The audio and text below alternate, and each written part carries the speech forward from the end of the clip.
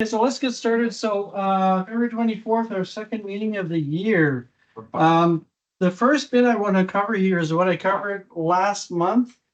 And it has to do with the current context, world context. And of course, my thing isn't working. There we go. So, so, with the context, political context in the US in particular, what I wanted to explain last time, I'll explain again, is that there are some conservatives that actually understand that climate change is a thing, and there are some people actually working on it. And climate denial, generally speaking, that's a US thing. If you go to Europe, you go to Quebec, okay, for some reason, this climate denial thing was never translated into French or something. Okay? Because oh, seriously, I think that's what happened. And most Quebecers they understand enough to know that it's a problem, right? So this was largely a U.S. thing. If you go to Europe, same thing. They'll tell you they understand it. The true deniers in the U.S. even they're in the single digits. Okay. They mostly work for Ottawa. Well, yeah, that's possible. But anyways, the Republican Climate Caucus has 80 members. Okay, that's a lot. So that gives me some hope that maybe they will intervene and do some stuff. Anyway, so only 20% of the car market and actually the GHGs in general come from the US, right? Today, most GHGs come from elsewhere. And elsewhere, they're still moving 100 miles an hour into the future. Clean coal didn't happen under Trump in his first term, right? So coal consumption actually went down in his first term from 40 to 30%. Sorry, it went down 30 to 40% in total consumption in the US. So it's not because he's making noises about stuff is going to happen. It's economics that's driving the transition. The cheapest way to get electricity these days is solar and wind. There's just no comparison. And batteries are getting cheaper and cheaper. The rest of the world is rapidly moving towards clean tech, and the US is going to have to follow at some point, whatever the situation is, whatever the thoughts are. Again, I gotta click here. So the overriding message. So good news. I hear good news about developments in the clean tech industry almost every single day. Okay, the trends are really good. I think they're moving fast. So again, keep calm and stay focused. Don't worry too much about the impact of. I know that what's happening in the U.S. will slow things down. I don't think there's no denying that, but it's not going to stop the overall progress. So, agenda for today: quick board update. We did the executive election at our last board meeting. Stephen will talk about electric vehicle charging in a national capital region. Then we'll do the news. We'll talk about past and future events. There are quite a few events that are coming up soon, so we'll have some interesting conversation there, and then we'll do the roundtable. So, quick board update. This is what we determined are the executive. So remain the president. Mike is the vice president. Treasurer is Henry. And secretary is Adam. So, and the other ones are directors. Okay. And so you don't have to be on the board. I'll repeat it again. Don't have to be on the board if you want to do stuff with us. We're always looking for help to get things done. So on to Steve. So I'm Steve Bailey. I have two Teslas. I almost hate to say that these days, but I have 300,000 kilometers over the last 8 years. And I've probably been to a couple of hundred different sites, either superchargers or level 2s. So I have a little bit of personal experience here in that perspective that I'm coming from here. And just in my Raymond? Oops. Oh, forgot. Myself. Yeah. Okay. Yeah. So I've noticed there's a lot of variations in here in level 2 chargers around the Ottawa area, and we'll get right into it here. So I call this the good, the bad, and the ugly. Okay. So the agenda. Why are we doing this? Now we're going the good, the bad, the ugly, the lost opportunities, and the summary.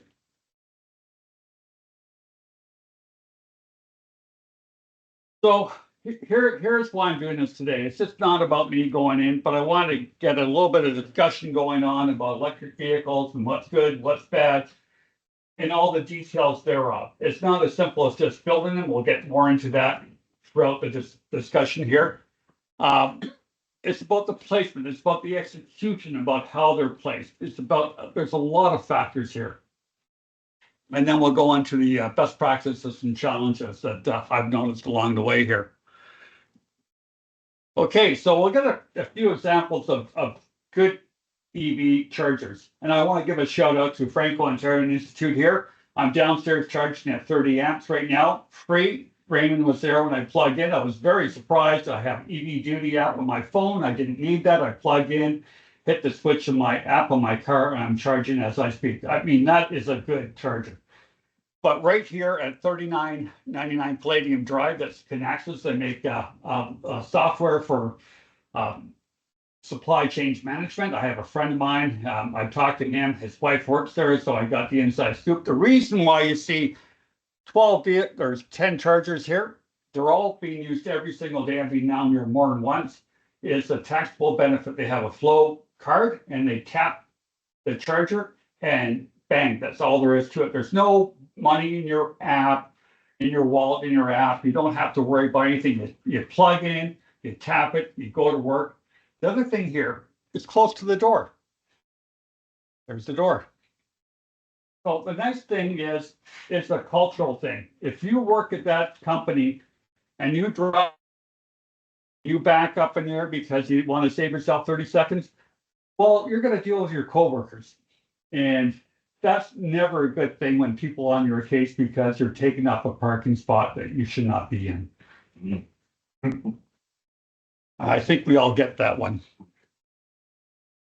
And here's something, like somebody told me they had chargers at Amazon. If you go down to 416, you'll see it in right as you're coming into Ottawa.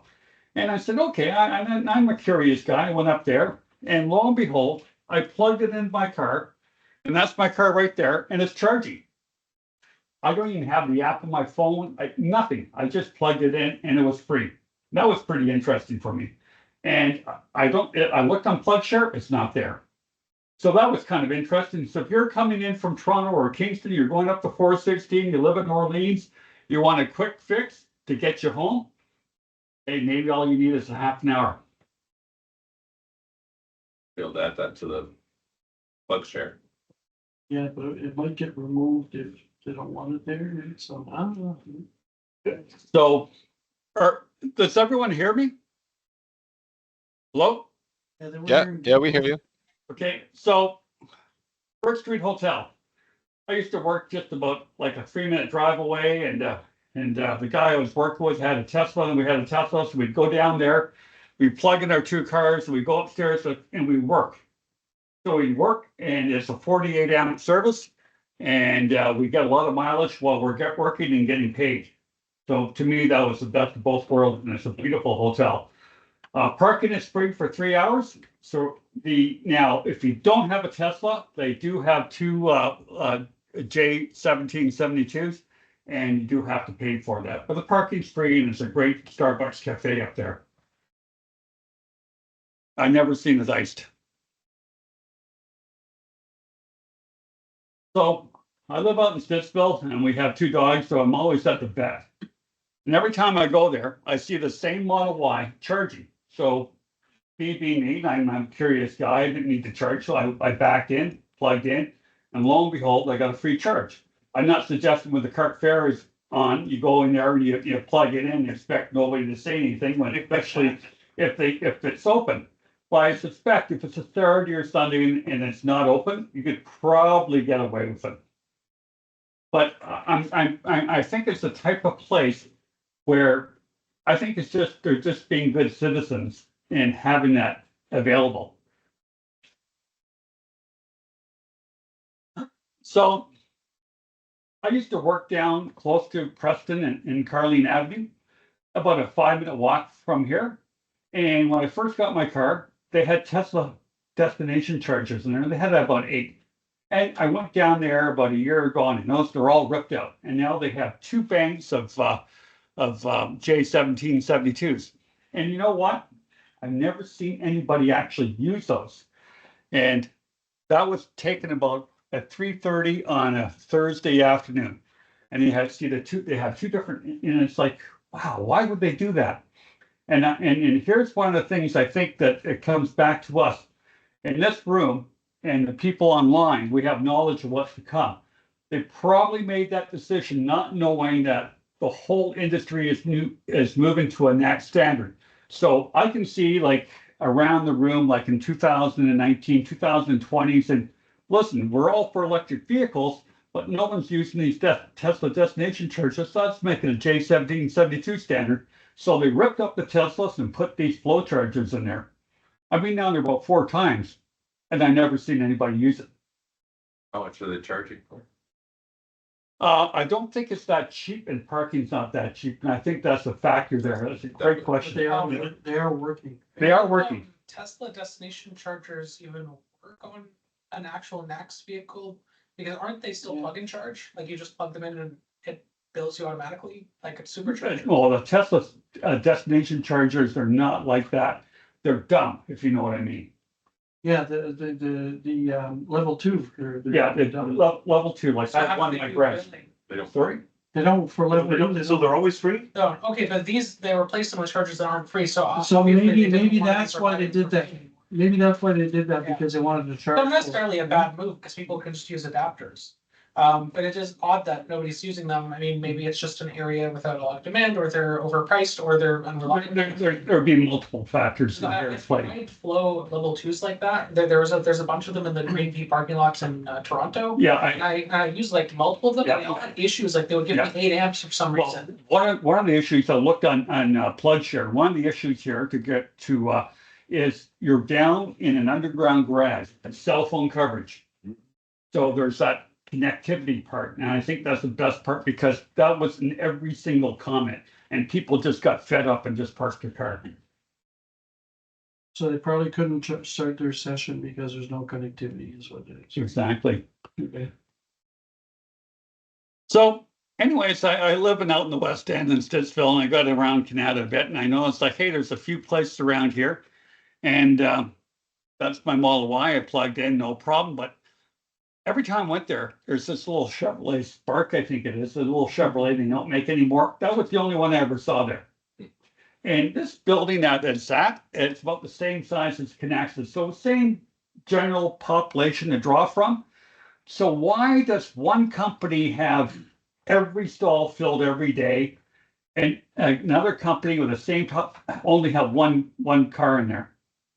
So like, why are you rating some of these as bad just because they're empty? Like from a user perspective, that'd be a good thing. That's a good thing, yeah. Well, here's the thing. Here's the thing. I'm going to get that to it in a bit here, and I'm going to throw some thoughts in there. And I anticipated your question, but I'll get to something down the road here. You just bear with me. And there's another one. There's my Model Y, and I'm the only one charging. Same type of building, about the same size, same number of employees. I'm the only one charging.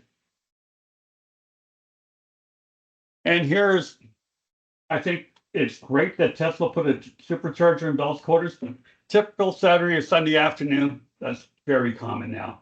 It's not just on long weekends and this, but here's the thing.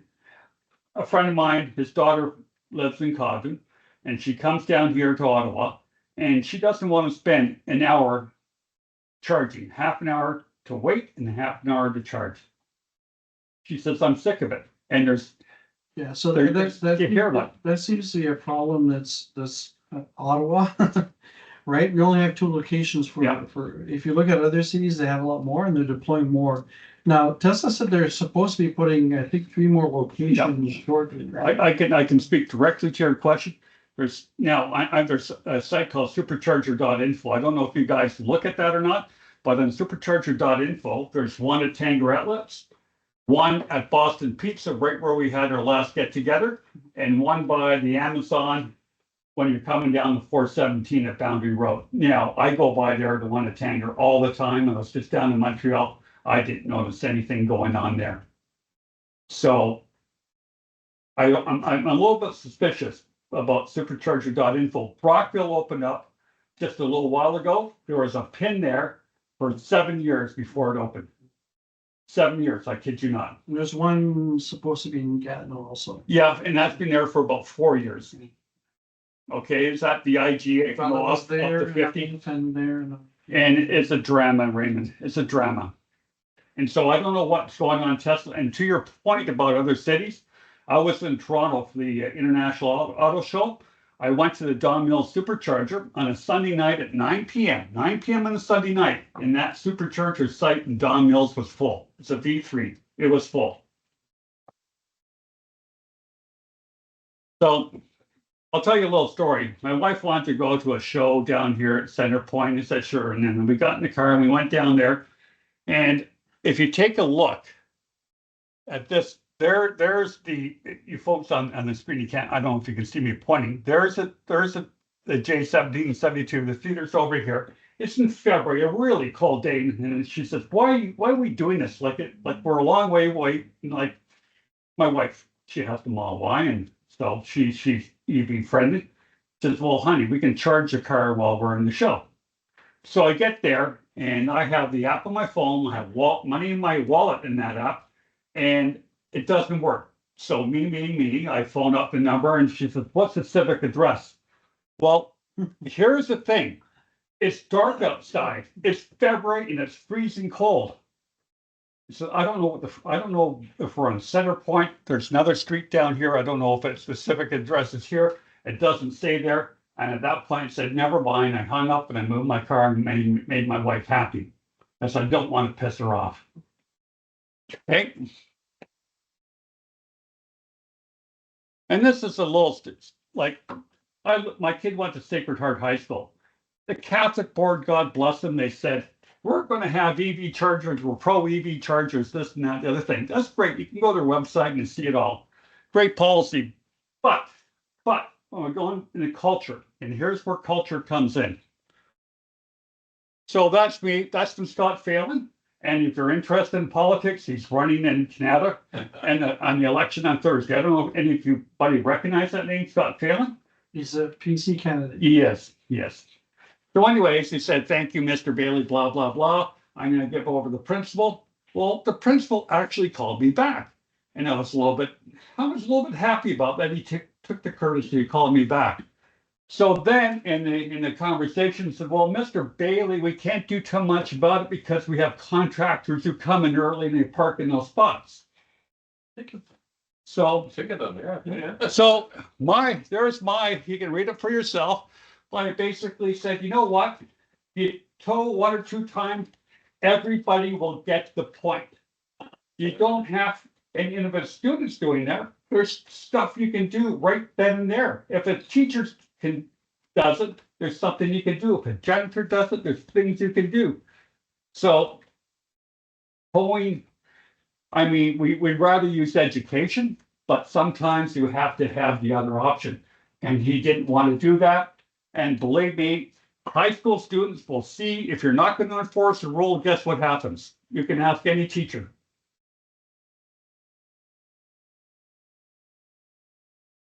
So yeah, I love Kettleman's. I love the bagels. They have a charger there, and the chargers were in the snow. And of course they didn't work. And it's me and a friend over here. They have Wild Wings. We're going to, a little buddy of mine, we're going to get together and I'll just go and park in the other one. Well, there's a switch charger and they're broken. So 4 to 4, and that it's over here by Eagleson and Michael Kelplan Drive. You know, there's a Shoppers if you folks are familiar. So 4 to 4 we're down. Terrible. So we all know there's an LRT that just reopened and extended, and they have a line to the airport. I mean, that's all great and fine. So I thought, hey, I looked on PlugShare, there's nobody using it. I'm going to take a look. So I just cut and pasted, did a screen snap. There's 4 charging stations there, level 2. So to me, it's a perfect opportunity. You're coming in from, like, let's say, Prescott. You come up there, you plug in, you take the LRT downtown, and you come back, you got a fully charged car. Why isn't anybody doing that? So take a look at the sign here, 2 hours. So what world do people believe they're going to get people to plug in their car, go downtown, and a half an hour later come back there and move their car. Yeah. What world were they thinking? And that's where I go into culture. And that's where it's not just putting the chargers there. You have to think a little bit more holistically. And that's a typical there, but that's about 2 o'clock in the afternoon. Nobody there. And here's where I get to Lauren's point where it said, oh, what's a good thing if they're empty? Here's the thing, second and third order effects. Everybody in these big lots, and they're about 1/3 to 1/2 full, they're gonna see this every day. And they go down to the office, they go to their son's hockey arena and watch the game, the backyard barbecue, they're gonna say, you know what? The city put all these EV chargers at taxpayers' expense, and you could argue the point, well, maybe it's a private company, you can argue all that. But they're gonna say, no one's using it, so rip them out and just let us park closer to the door. Yeah, so one thing I would say on that is it's possible that a lot of people who park there live in single family homes where they easily charge at home, right? So it's not everybody that would have an EV that would make use of that, right? You know, I understand that point, and I'm gonna get to another shot here of another example where that's not, it might be the case, but there's an example where you're gonna see a lot of people in a similar situation who do charge. And I'll just go through the next one. Same thing at Leitrim. There wasn't anybody there when I went there, and every time I looked unplugged or plugged in. Greenboro, no EV charging stations. Eagleton, that's a huge park and ride, no EV parking stations. Now, we're from Ottawa, but you're probably familiar with Montreal. Brossard, same concept, LRT going from the South Shore to the downtown station. So, Raymond, to your comment there. Okay, they have 60 EV chargers, and now that screenshot was maybe about 2 o'clock on a Wednesday afternoon. Look at this. 51 of them were full, and I'm pretty sure a lot of people live in single family homes. But here's the thing. Time is money. You plug in that car, you go to work, you come back on the REM, and could you say that in French? What it stands for? Réseau de Metropolitan or something? REM is the It's Réseau to something, but. Réseau de Metropolitan, I think. Yeah, something with the predictive. I don't know what the east side. I've taken it, it's a. Electric? Electric. Metropolitan. Okay, yeah. So anyways, there's an example where culture and technology and forward thinking works. And that's the difference between what's going on in Ottawa and Raymond. I'll disagree with you. I think it's because these guys thought it out and Ottawa didn't. Simple as that. An hour, you can park all day, so that's. And at $10, you come back and your car is full and. Yeah, but it'd still be cheaper to charge at home if you can, but Yeah. you know, it depends, it depends on what housing there is there. So if there's lots of apartment blocks, Yeah, they may not have that's charging true, at that's home, true, right? that's So- true, and I won't argue that point, but the other thing is, maybe someone buys a single family home in that area, and they realize, hey, I didn't have to have the expense of getting a charger and installing it. It's not free. That's possible. isn't So it? there's a whole lot of factors like here. It's not just one factor. And there's a bunch of different things at play here. And I think the culture maybe in Montreal is a little bit different than the culture here in Ottawa. Well, they also have lots more EVs, right? They've been, so you're aware they have. It all feeds into each other. They had that, I think it's 7,000 before the 1st of January. Yep. It's dropped to like 6,000 or 5,000, It dropped to 4 and now it's 0. dropped to 4. It Yeah, might go up to 4 again in March. it should go up to 4 in April. In April. Okay, so here's the thing, we talked about the culture, we talked about convenience, you have to make it convenient. If I'm out there, my wife is bugging me, honey, why are we parking so far away? And it's like the first thing they ask me, and I phone that 1-800 number, what's the civic address? Like, I'm not gonna, most people like me are just gonna walk away at that point. Okay, the cost. Like, we all know, ultra low rates, you fill up your car for basically $2 here in Ontario. A lot of people, they tell me, hey, it's too expensive, like, it's $2. The location, to my point about Center Point, it's gotta be convenient. Can access, they've got everything together, it's right like the handicaps are the only one closer to the door. They got that right. Demand, you have to put it where there's the demand. So at Preston Street, there's no demand. And in future ladies, well, yeah, you gotta have understanding where, if there's gonna be a demand down the road. And I just can't help but thinking, when you see empty chargers like Preston Square or the LRT stations, and people are gonna talk, and if they're neutral, not like you and me and the folks online here, they might say, this is a boondoggle. Right, really? And you can disagree or agree, but I have a feeling you're gonna hear a lot of that. So build it when they'll come. It's true, but there's a lot of other factors. Competition always good. Look, I was down in Toronto, staying at Don Valley Hotel in Sweet, nice place, and they had charger. Looked it up. Yeah, it was by QEV, and so I went to put the wallet, download the app, went to go put some money on the app so I could charge while I slept. Guess what? Frickin' TD, I'm with TD, so they need a thing to, like a 4-digit pin. I go back there and it just go through, like it would just go back to square one. So I did that 3 times and I walked away and ended up going to Don Mills on a Sunday night at 9 p.m. after being at the Toronto Car Show all day. So that's an example where there's all these apps, all these different wallets you have carrying around. And the next point, a cheap isn't always good if you have to jump through hoops. And poor maintenance of EV chargers, that's a downer. Like everybody who's ever had that 4 to 4 at that shopping center, that's a bad percentage.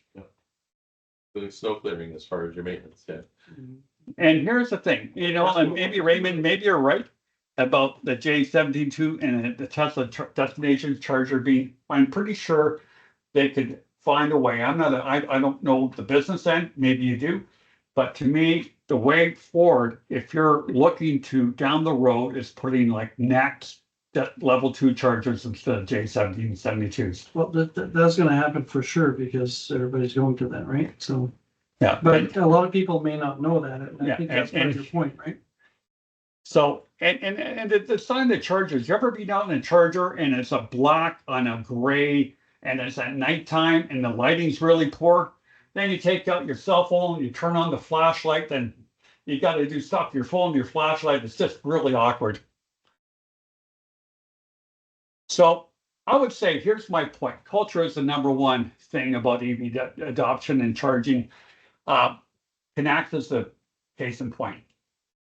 Convenience, it has to be competitive. We can fill up our cars at home for $2. The future is next, and Raymond just said it. And Lawrence, I know you talked about, talked about protocols and how it would be so nice, no matter which charger and what app, you just plug it in. It could just charge your credit card you have, and you don't have to worry about putting $10 in your wallet in this particular app. And I got about 7 different charging apps on my phone. And parking rides makes sense to me. I think the Broussard shows that's the way if it's done properly. I think that it can be a winner here in Ottawa too. If that 2 hour, and I saw that, I said, what were they thinking? Yeah. Yeah, but so you're talking just level 2 here. You didn't talk about level 3. No, right? I deliberately kept it level 2 Okay. here. Because one of the problems I see is park and rides. Some of them have level 3s, which is even. Oh, more that's stupid. I haven't seen that in Ottawa. Oh, There is. oh, yeah. You the don't train think- station in- Fallowfield Station, Yeah. Where? Fallowfield parking lot. I haven't, no. You go to the train station in Fallowfield, there's Yeah. level Yeah. 3 chargers there. It's Yeah, way in the back of the parking Okay. lot too, so. I always You take can't get on the train if you're using level 3, isn't it? So I'm taking it, look at the other train, Yeah. and the big park and ride in Eagleson. And just, and here's the thing, I think we have a level now, a center of excellence, if you may, like you guys know a lot.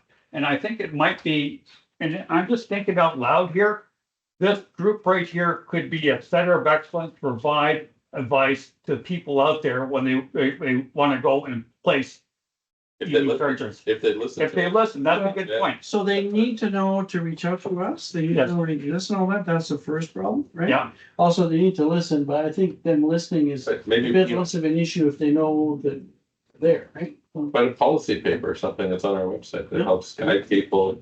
Hey, you're thinking about putting in charging at your workspace? Here's how to make it fair so that the people who really need the charging can actually get a spot.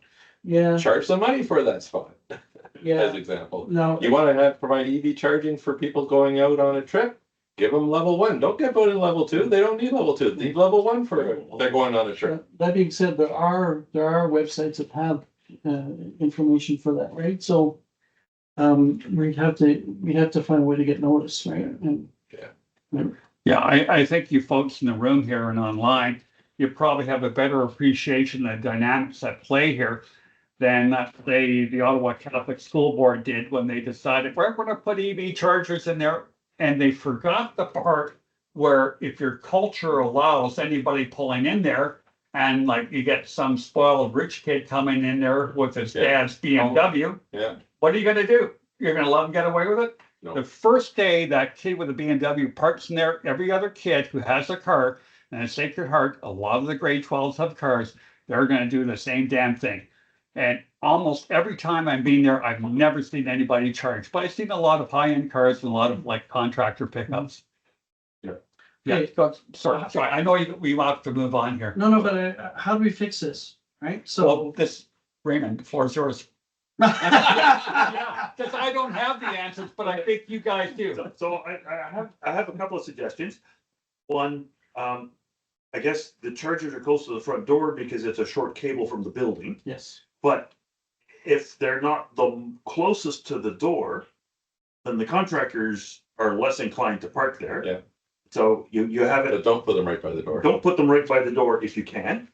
But not at the back 40 either. like Not the back side- for, like yeah, the but 40, yeah, so don't put it at the back. And for things like park and ride and even for at businesses. Yeah. Don't put in level 2, put in level 1. Put in level 1s, yeah. Because like We're gonna sit Al there. and I worked at Alcatel-Lucent, which then became Nokia. There were a bunch of employees who had electric cars and we lobbied to get charging stations. And it took a couple of years or several years to get charging stations, but we were lobbying for level 1. They put in level 2, but then they also put in 2 parking spots Yeah.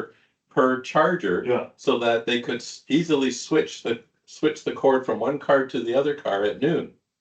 Yeah, Works great.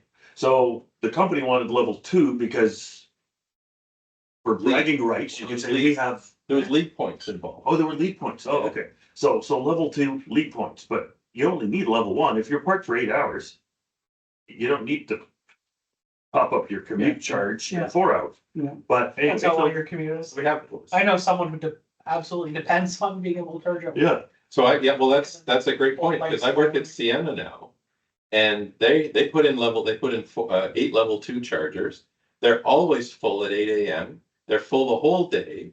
Sitting there are Teslas and Hyundais with great big batteries that don't need to charge there because they Is it didn't free? commute from Is it Toronto free? to, it's free. yeah. And so that's the point.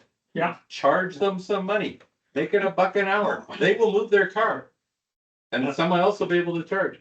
So somebody coming from Orleans with an old Leaf that can barely make it, they can charge that day, then they Yeah. charge them for $1. You hit this man over here, you had a point? No, Okay. I'm just listening to all this. Yeah.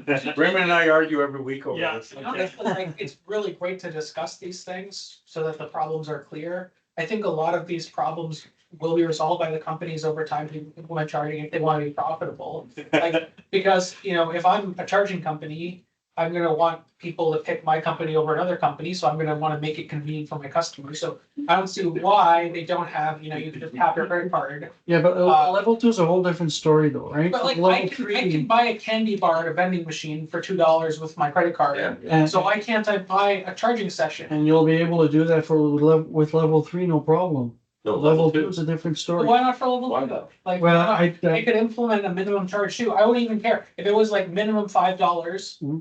and then you'll be charged, $2 per hour or whatever. Yeah, so I think, Effectively, you have to pay for at least 2.5 hours, fine. so I think you need to charge them something. It doesn't have to be a high fee, but you need to charge them something, not give it for free. Because then they'll stay there all the time and actually, I know someone in Bell's Corners. They've got them all last that they've had since 2013 or 2014.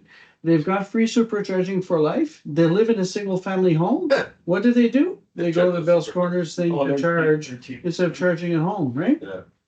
So there's a lot of things like that need to be considered. But all of that being said, if you guys know of people, any employer who wants us to go in there and talk about this stuff, I'd be happy to go and talk to them. Well, I think right now, some of the incentives for them to put in their charging stations, like whether it's leads incentives or other incentives, they don't want them to charge money for them. Like they can't. It's like they won't have their points if they charge money for Okay, it. There are Amazons like that. So Then that's a problem with, we need to it's talk the to the wrong people who do, incentive. Yeah. well, we need to talk to the people who do the lead certification Yeah. and change the criteria, right? Yeah, Because it doesn't make sense. because when I brought this up, they told me that, no, they can't. It's like, Yeah. just Yeah. tweak. Yeah, yeah, And it's Flow, right? They're using Flow. Mhm. So, Yeah. I mean, Flow has a full payment system. It's easy to do and they won't. Yeah, they do, however, the stations that do the payment, they're much more expensive than the regular ones. I have to tap my Okay, so, identification so Spanish, into so the it's, Flow yeah, to so it's, ensure I'm Yeah. a Sienna employee, because it won't Yeah. let Yeah, that's non-employees like charge. Connexus, that's like Yeah. Connexus. So exactly They the have the same. full ID Yeah. and I Oh, can yeah. use my Yeah. Flow app Actually, I have a question. to start and stop the charging and You get mentioned- the feedback. You mentioned on one of the slides that it was a taxable benefit. Yeah, So- Connexus, yeah. If you declare that on your income taxes, like how do they calculate the value of the benefit? Is it more expensive than charging at home because of the tax? It's probably. Yeah, I'm actually wondering about that. Lawrence, I don't know the answer to that, but like if you take a look at T4, if you have taxable benefits, there's a box for that. And I don't know how Connexus Yeah, like how they does that, calculate the and I value don't of think that. they'd ever tell me because I don't work for them. But you're I right, mean, it's use a cheaper to charge at home. monthly flat fee or something, who knows, right? I mean, But their yeah, choice to decide how they want to do it. you have the same thing, you just tap the charger when you're at Sienna, when you want to charge. Well, I use my phone Phone, okay, and use the Flow app yeah, and that's my charger, start charging. very simple. Very simple. I But- mean, that's the key. And it'll ping me when I'm at that I'm full, Yeah, but it doesn't force me to move the car because it doesn't charge me money for it. right. So people don't. Raymond, I know we have to move on, eh, so, Yeah, is there anybody who has online who has a question, comment? Speak up? So I tried to supercharge. No? Okay, great. Thanks a lot. thank you. And we'll go to the news. Okay. I'll just put this. Actually, that's bad. Oops, this was your, No, no, Someone- we got that, yeah. sorry, Terry put is their there, hand up to ask a question. someone put their hand up? Yeah. Yeah, you hear me? Yep. Okay, the bylaw about, the fine for parking in a EV spot that you're not charging, is that a city bylaw, a provincial bylaw, and does it apply to things like the schools? It's provincial, but normally for things like that, it has to be the owner that does the call to the bylaw. So I don't know I don't think you'd be able to go to a school and just call bylaw and. Do you have need them- a special sign that says EV charger only or something like that? Yeah, so, yeah, you have to have a special text or prescripted text on the sign to be able to enforce it, right? So, yeah. They may not do it at the schools. That's another I thing. believe there's a sign that EV charging that says EV charging, but it doesn't give any indication. of Yeah, penalty. but if you look at the thing with the that fine, the sign has to say, I can't remember exactly what it has to say, but it has to say that you're not allowed to park there if you're not charging or something of the sort. It has to Something be more than specific. EV charging only. Yes, yes. It tells me like somehow there's a checkbox somewhere where someone wants to be able to say the building has charging, but they don't actually care about it. Like, Well, that's if they that's- cared, that's they would another- put up a yeah. sign, they would enforce it. That's right? the Like, least one. I thought that could be a possibility in Sacred Heart. Now, one thing that I would suggest is it might be worth doing a tour of the schools that have these things and talking to the principal and trying to get the principal to understand, right? The thing is, that charging Yeah. free?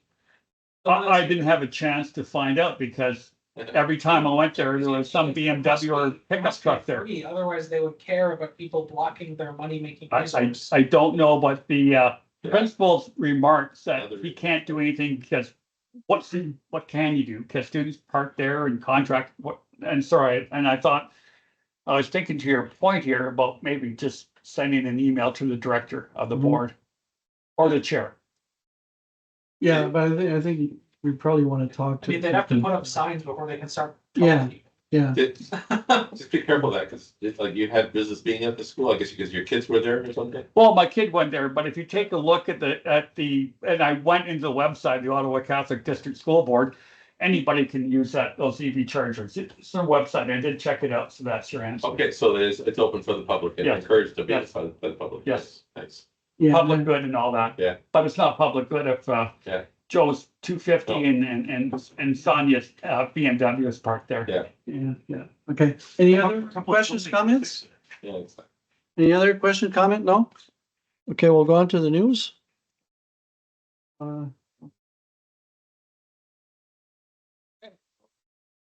Another nice AGMP vehicle has been unveiled. Although it's unclear yet exactly any of the specs it'll have. But one thing that was a bit unexpected, because the EVCO concept was teased before, it's going to come in a hatchback version. What you see in the picture is a sedan version.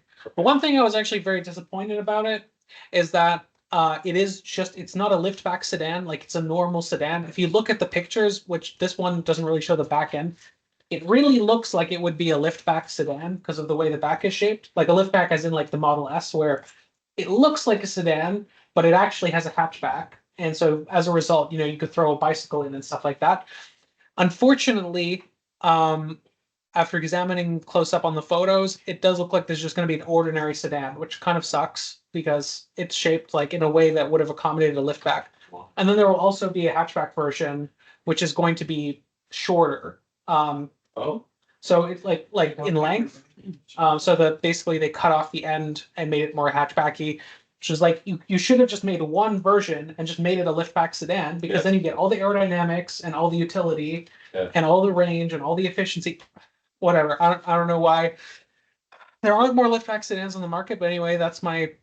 But the front 2/3 of it are basically the same as the EV6. Right? Yeah, it looks very similar to the redesigned EV6. Well, But based on some EV4, of the information I saw, it looks like it's only going to be 400 volt.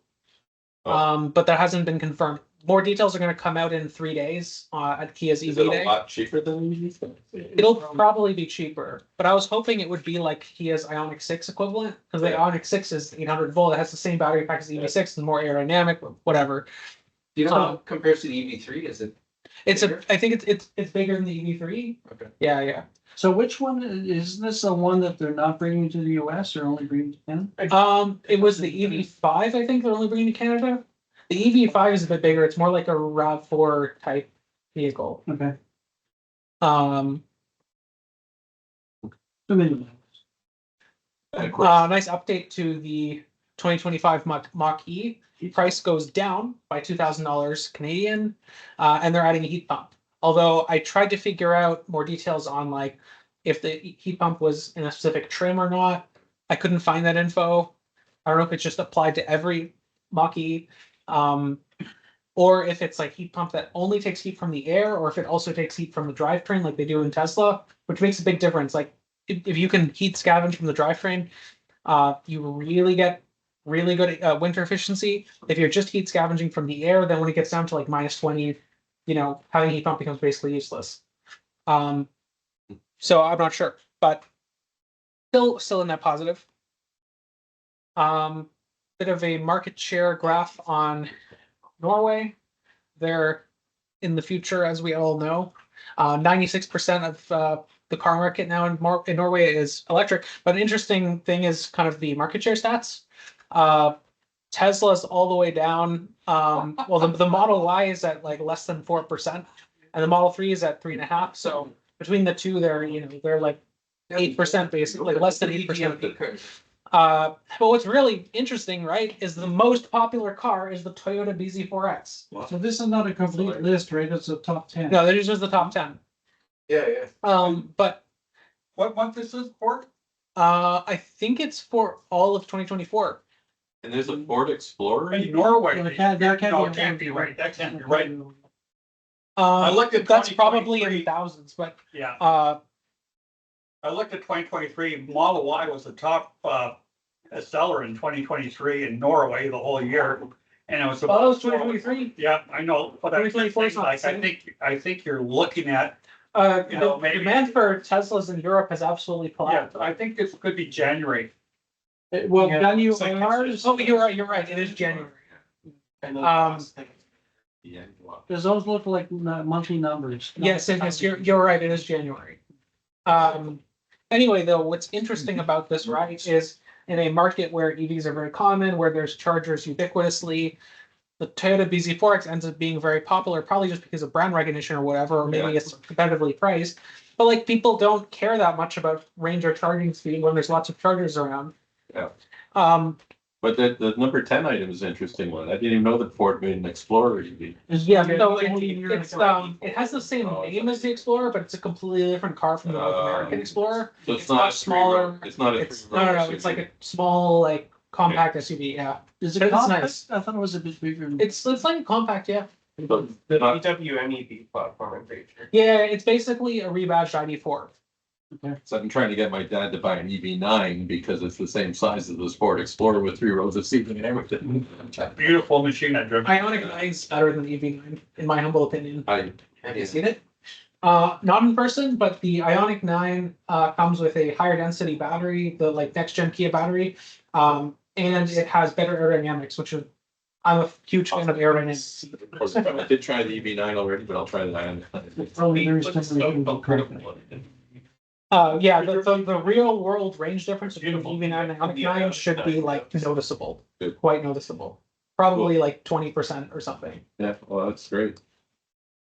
All right. Oh yeah. Well, EV sales surge U.S. after election. Yeah. So just some news coming out about there being like a huge EV nation from. And what's interesting is that overall sales climbed 25% compared to December 2023, but Tesla sales shrank 10%. So even with all of that, right? People after seeing the campaign and seeing Musk didn't want to buy Tesla too badly. But weren't Teslas already out of the EV tax credit business? Like I thought they had already exceeded. No, that was a changed long time ago. couple Yeah, times, they were eligible. Yeah, When this was they happening. still are eligible. It depends on where they're built now. That was Lawrence, just a quick point here. I was at the Montreal Car Show in January, and I was talking to the one of the reps from the Quebec City store. And they sold in that one store in Quebec City 2,000 Teslas in December. And the reason I tried to get them to say it because they knew they're dropping the incentive the 1st of January. Well, Quebec Quebec have City. announced it over a year ago Exactly. that they would drop it. Yeah, so people are getting in before they get that extra, I think it's 3,000. Extra 3,000, yeah. Yeah, but 2,000, one store, that's pretty amazing. So we're gonna start seeing used Teslas on the market because people want to get rid of them from Elon Musk.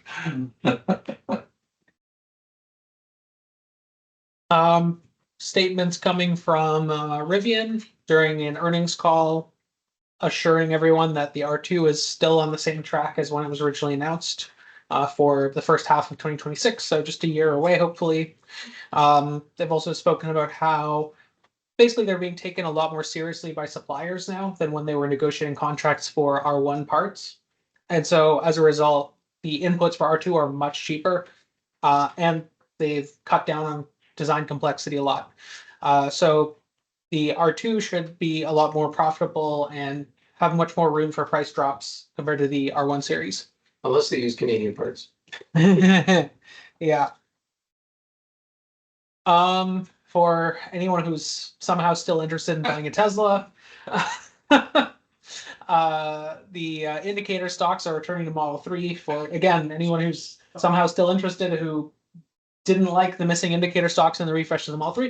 And when they refreshed the Model Y, they brought back the indicator stock, but it's more minimal than the outgoing one. So anyone who drives a current Tesla knows that when you flip your indicator stock, you have two detents. If you half press it, the indicator clicks 3 times. If you full press it, the indicator stays on. Or if you're using the automatic indicator canceling feature, then both do the same thing basically. So they simplified it, got rid of the double detent thing. Now all it does is you can press it once left or right, and it doesn't go back and forth anymore to control the high beams. The high beams are still controlled on the steering wheel as they are in the refreshed Model 3, which I think is fine. So the reason I brought it back is there's a use case where as you're turning the thing, Yeah, sometimes turning it's circle. upside down. Yeah, Because of turning, that's right. Because of mostly because of roundabouts and stuff. Yeah. Because you're turning the wheel, and It's like, which button do I press? yeah, exactly, right. So Anyway, yeah, good that they finally listened to user feedback because that was a very unpopular thing. Maybe it'll bring it back to the Model S and X as well, which I didn't put this in the news because it was a very minor item, but apparently they're going to be refreshing the Model S and X this year. I saw that. Ford Mustang Mach-E has for the first time outsold the gas Mustang. In 2024, it reached 51,000 sales, higher than the 44,000 for the gas Mustang. But not only that, it's now the second best-selling EV in the US market, just behind the Model Y. And knowing where things are going, maybe it'll overtake it this year.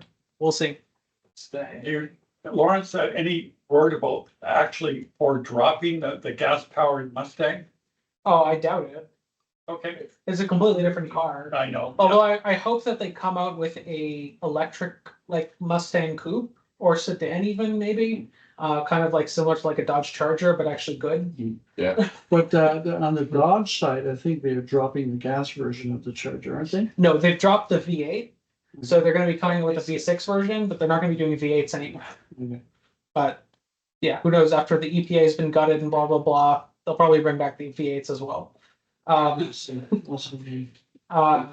yeah, the Charger, their new Stellantis Dodge Charger EV is has some positive aspects. Apparently, it drives nicely and is very quiet. The EV side of it, Take off, they have a speaker Yeah. that gives you Yeah. that V8. yeah, that's optional. You can turn it off.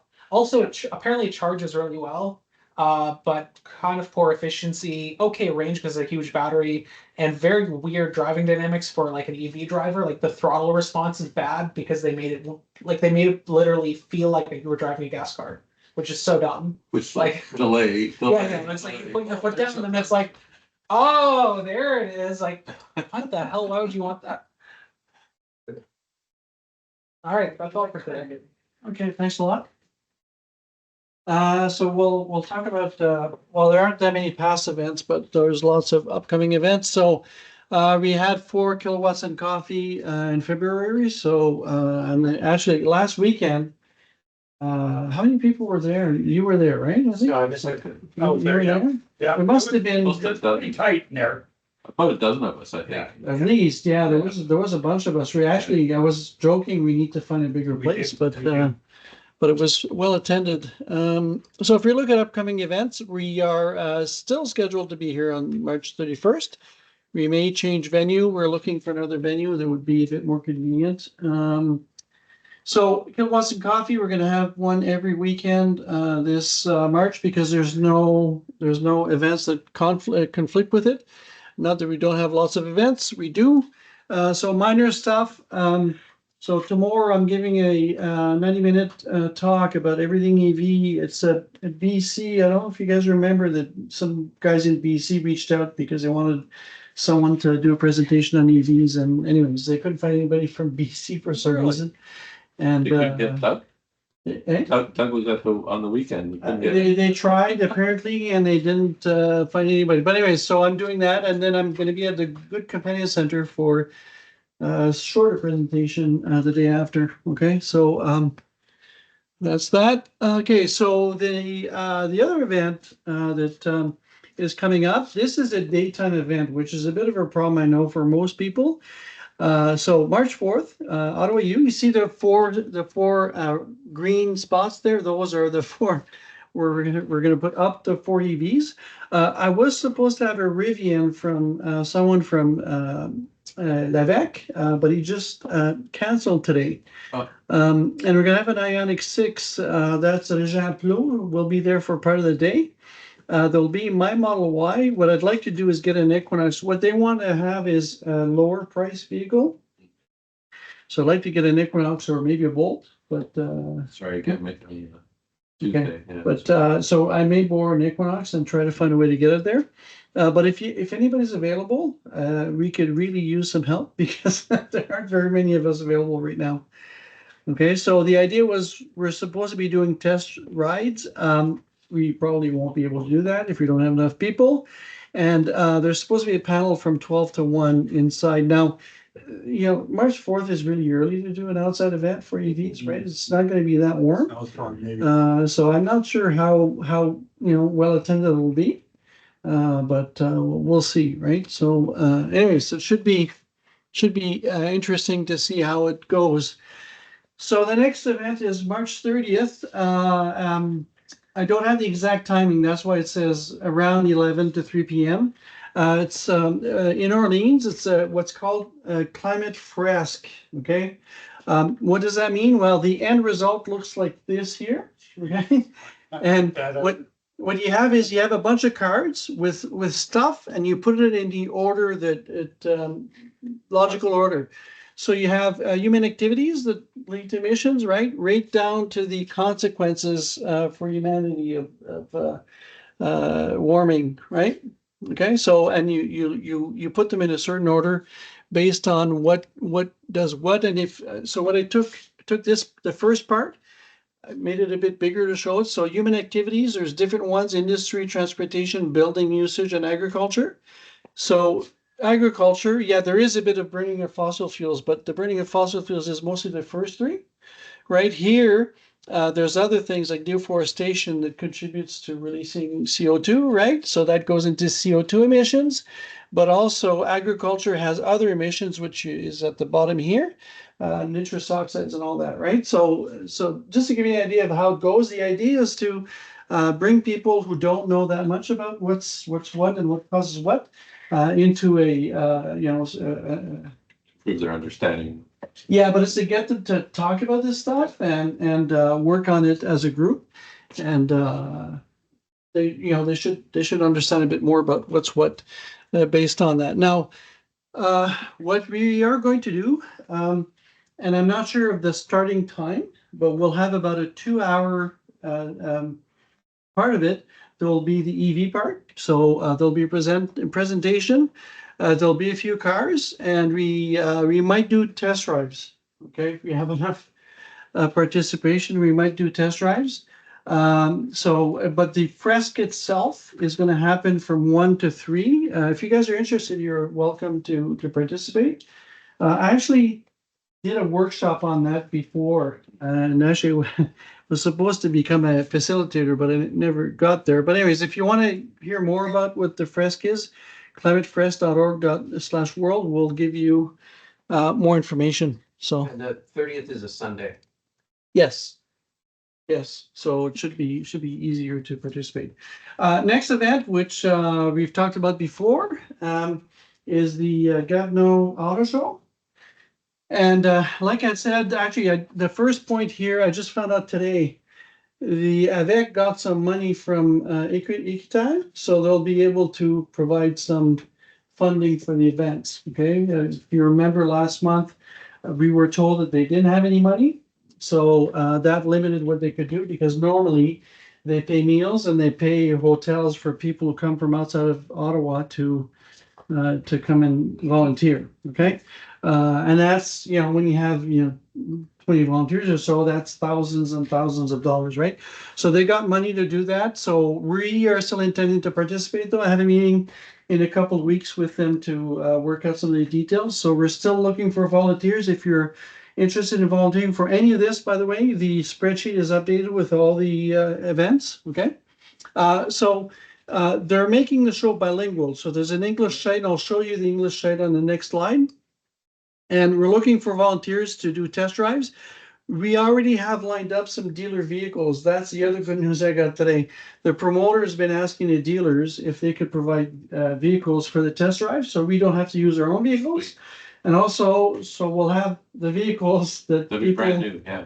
yeah, they'll be brand new, but we'll have vehicles that we don't have ourselves, right? Yeah. So it should be a lot better. So if you're only Anglophone, you're more than welcome to come, okay? What they will be doing for l'EVCO, what they'll be doing in managing the test drives, they're gonna match English people with English volunteers, okay? So that we know that there's a lot of Anglophones on the Quebec side and on the Ontario side. So there'll be a lot of need for that. If they, if things don't work out, they'll always be able to ask someone at the show any question they want in any language that they want. Okay, so Wasn't there also an event in early March that was similar? Like the first weekend of March, there's like some big car show thing happening in Quebec, and I can't, maybe I've just got it mixed up. I thought it was the Gatineau one, but maybe it's like Montreal or something, I don't know.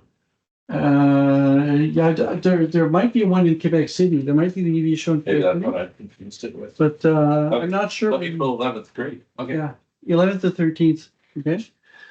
So it should be interesting. It should be very interesting. So if you look at this is the English version of the site. There's the FR at the top there. Click that, go back to French, vice versa, right? So this should show up in English if you're normally you surf in English. Okay.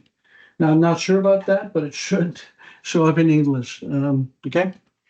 Those who've done web development know that it's not necessarily obvious to know if the person wants stuff in French or English for reasons which I won't bother discussing today. But anyways, next event is a small event. It's a Thursday night.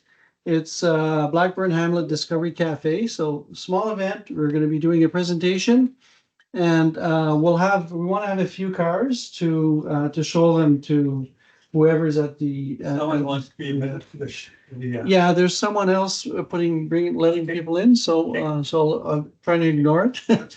So we're looking for one or two EVs, and we'll have a presenter there to do that. That's Lynn Lefebvre was organizing that. After that, we have the regular North Grenville Sustainability Fair and EV Show. That's April 27th. Sunday, and it's always a Sunday, this event, right? So like usual, we'll have a booth test drives, and we're looking for dealer vehicles there too. Same principle as the Gatineau show. We want to have cars that we don't have, newer cars, and we want the insurance to be on the dealer, not on us, right? So, okay. So next after that, I'm going to go and admit him before I thought that someone else was doing that. There we go. So Earth Fest Carleton Place, we participated in this last year. They haven't quite organized everything yet, but it should be 11 to 3, and we want to do like last year. That was the booth, and it was mostly test drives that we did, right? And it was actually fairly successful. Yeah, It was constantly. Yeah. So it was great. Yeah, it was pretty busy. So it was kind of cold, but it was great.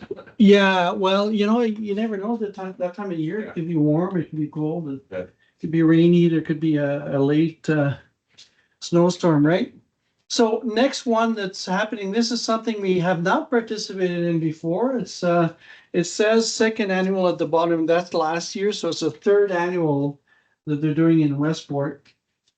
So what we'd like to do there is we'll show up with a booth, and there's potential of doing some presentations. So and some cars that will show off. But is this No the test event you were at last year, right? No. The Westport event we were at last year is the Westport car show. Okay? Right. It's not the EVCO Fest. Right. Okay.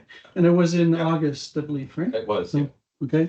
So that we're not sure if we're going to participate in it or not this year, because last year didn't turn out so fantastic. Okay, so that's it for the events.